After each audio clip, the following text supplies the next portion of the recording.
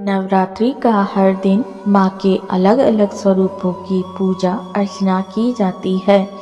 नवरात्रि के दूसरे दिन माँ ब्रह्मचारिणी की पूजा अर्चना करा जाता है। माँ का यह रूप भक्तों को मन चाहे वरदान का आशीर्वाद देता है। माँ के नाम का पहला अक्षर ब्रह्म होता है, जिसका मतलब होता है तपस्या, और चारणी मतलब आचरण।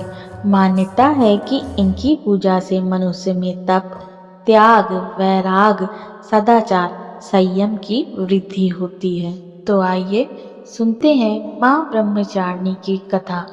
पूर्व जन्म में इन देवी ने हिमालय के घर पुत्री रूप में जन्म लिया था और नारद जी के उपदेश से भगवान शंकर को पति रूप में प्राप्त करने के लिए घोर तपस्या की थी। इस कठिन तपस्या के कारण इन्हें तपस्याचारिणी अर्थात ब्रह्मचारिणी नाम से जाना गया।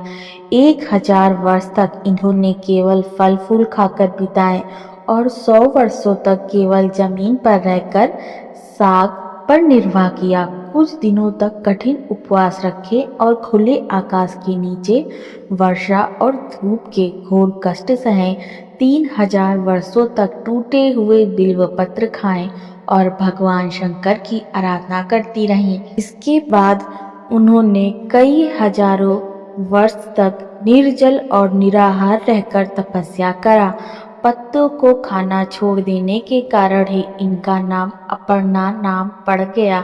कठिन तपस्या के कारण देवी का शरीर एकदम क्षीण हो गया।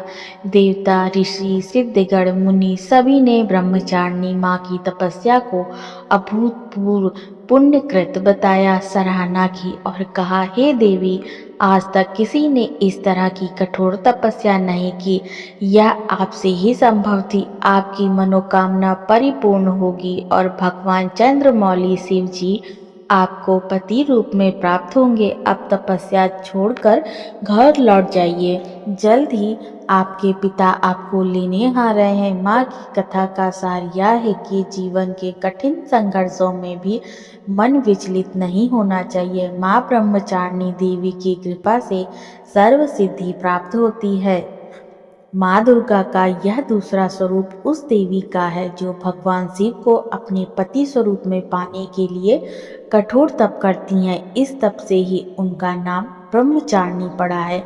माँ ब्रह्मचारिणी सरल स्वभाव की हैं। उनके दाएं हाथ में जप की माला तथा बाएं हाथ में कमंडल है।